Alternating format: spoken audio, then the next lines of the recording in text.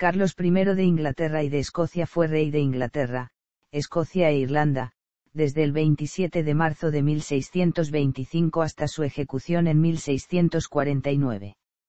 Biografía. Primeros años.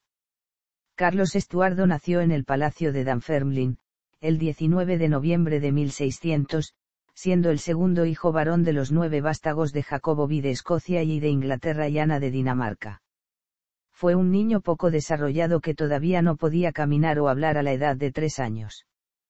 Cuando la reina Isabel I murió en 1603 y Jacobo I fue proclamado rey de Inglaterra como Jacobo I, dejaron a Carlos en Escocia bajo el cuidado de enfermeras y criados porque se temía que el viaje dañara su frágil salud. Finalmente, hizo el viaje a Inglaterra en julio de 1604 y fue puesto posteriormente a cargo de Lady Carey, que le enseñó a caminar y hablar. Al llegar a adulto medía 1 m y 62 centímetros. Carlos no estaba tan bien visto como su hermano mayor, Enrique Federico, príncipe de Gales. El propio Carlos adoraba a su hermano e intentaba emularlo.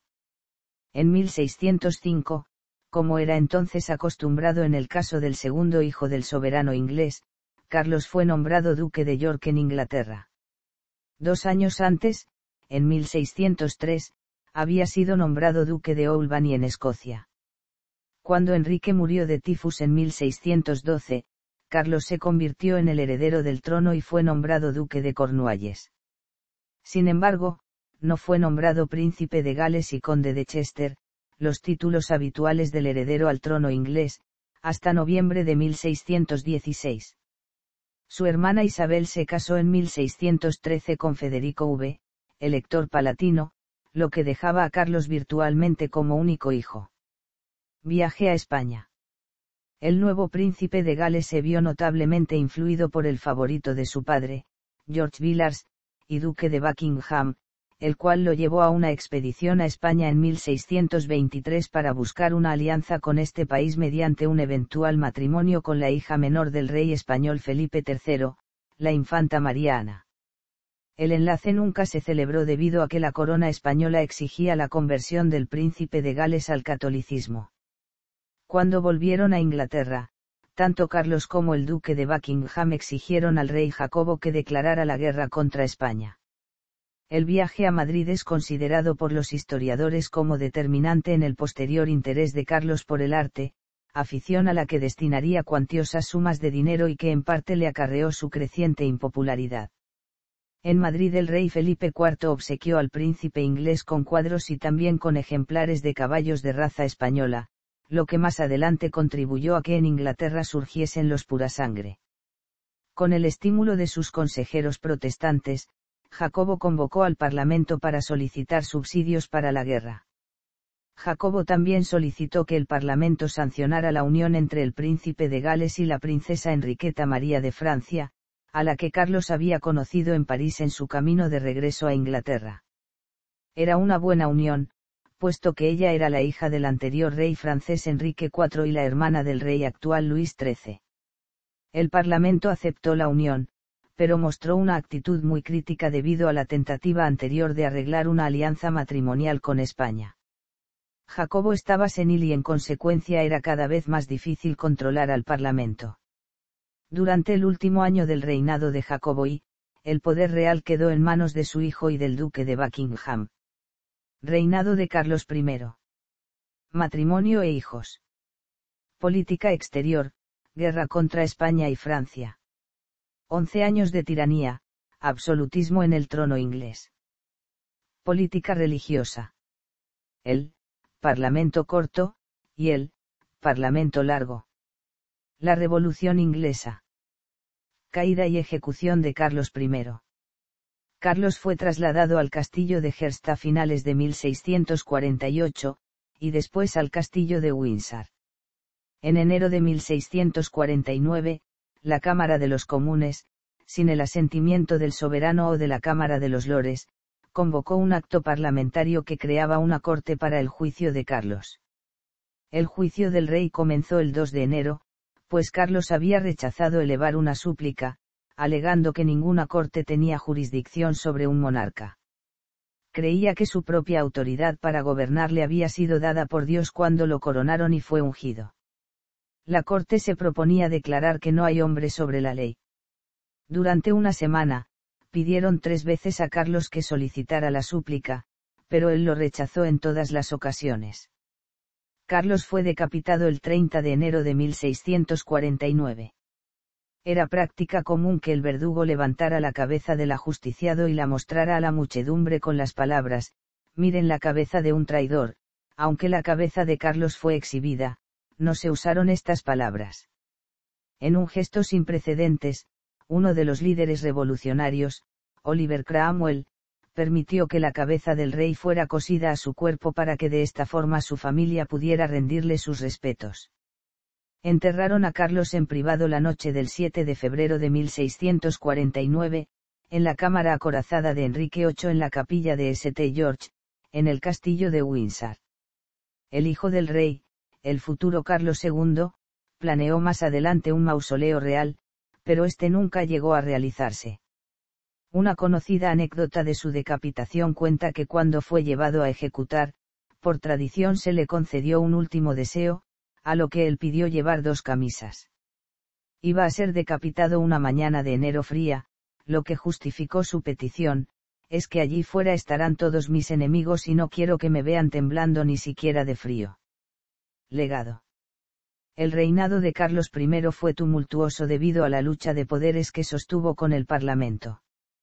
Carlos era un abogado acérrimo del derecho divino de los reyes a gobernar. De buena presencia, impresionaba como un verdadero caballero.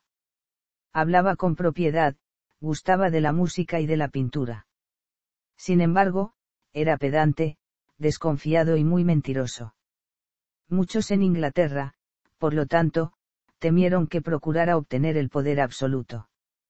Hubo una amplia oposición a muchas de sus acciones, especialmente la creación de impuestos sin el consentimiento del Parlamento. Esta fue una de las muchas manifestaciones del descontento popular contra una monarquía absoluta que pretendió llevar Carlos I. En su política religiosa, Carlos creyó en una versión sacramental de la Iglesia de Inglaterra, llamada Iglesia Alta, con una teología basada en el arminianismo, una creencia compartida por su consejero político principal, el arzobispo de Canterbury, William Laud. Laud fue designado arzobispo por Carlos en 1633 y comenzó una serie de reformas en la iglesia para hacerla más ceremonial, comenzando con el reemplazo de las tablas de madera de la comunión por los altares de piedra. Esto era abiertamente hostil a las tendencias reformistas de muchos de sus súbditos ingleses y escoceses. Su política era contraria a la teología calvinista, e insistió en que la liturgia de la Iglesia de Inglaterra fuera celebrada con todas las ceremonias y vestiduras nombradas por el llamado Libro de Oración Común. Muchos de sus súbditos pensaron que con estos cambios el anglicanismo se acercaba demasiado al catolicismo. Sin embargo, Carlos I es la única persona que ha sido canonizada por la Iglesia de Inglaterra, desde la Restauración inglesa.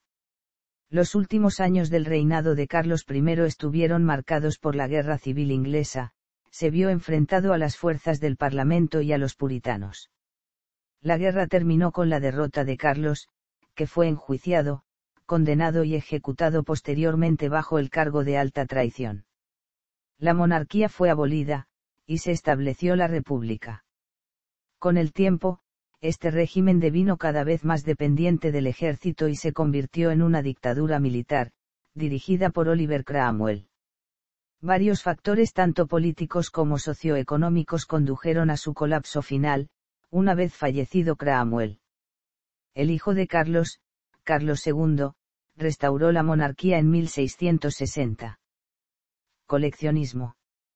En el ámbito de las artes, Carlos I ostenta un papel clave como uno de los mayores coleccionistas de pintura en Europa, con quien apenas podía rivalizar Felipe IV de España. En 1627 compró en bloque por una cifra irrisoria la mejor parte de la fabulosa pinacoteca de los Gonzaga, duques de Mantua, quienes sufrían problemas económicos. Este lote incluyó los 9 célebres lienzos de los triunfos del César de Andrea Mantegna, así como obras capitales de Rafael, Andrea del Sarto, Correggio, Tiziano y un largo etcétera. Aunque la operación supuso un quebranto para el patrimonio artístico italiano, fue indirectamente positiva para las propias pinturas, pues se libraron del saqueo que sufrió la colección de los Gonzaga en 1630. Carlos I enriqueció su colección con más incorporaciones, recibió como obsequio del Ayuntamiento de Nuremberg el famoso autorretrato de Durero y sumó los cartones de Rafael, modelos para una mítica serie de tapices de la Capilla Sistina. A la muerte del rey en 1649 sus bienes se dispersaron, algunos cuadros de gran valor pasaron a manos de acreedores de la Casa Real, quienes los malvendieron en muchos casos para conseguir dinero en metálico. Varias cortes europeas, como las de Madrid y París, mantuvieron a embajadores y emisarios en Londres al tanto de los bienes reales que iban saliendo al mercado y pugnaron entre sí para conseguir los mejores. Ello explica que el Museo del Prado posea actualmente varios de ellos. Quedaron fuera de la dispersión las citadas series pintadas de Mantegna y Rafael, que el nuevo régimen de Oliver Cromwell decidió retener y siguen perteneciendo a la Royal Collection.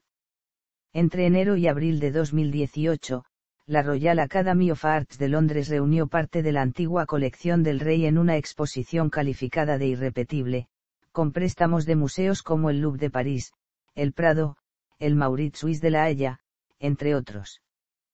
Carlos I en la cultura popular. La vida de Carlos I ha sido en numerosas ocasiones objeto de novelas y obras de teatro, así como de películas. La película de 1970 titulada Cromwell fue protagonizada por Richard Harris como Oliver Cromwell y Alec Guinness como el rey. En la novela El capitán a la triste, de Arturo Pérez Reverte, así como en la adaptación cinematográfica de la serie, Carlos I, interpretado por Javier Mejía en la película, aparece como príncipe de Gales junto al duque de Buckingham en su visita secreta a Madrid en 1623. En la película de 2004 titulada Matar a un rey se puede ver un contexto más general de la época ya que no se centra tanto en la vida de Cromwell. En esta, Rupert Everett interpreta al rey y Tim Roth a Cromwell. En la obra de Alejandro Dumas, 20 años después, continuación de Los Tres Mosqueteros, de D'Artagnan y sus tres antiguos compañeros, Athos, Porthos y Aramis, tratan de impedir la ejecución de Carlos I, sin éxito.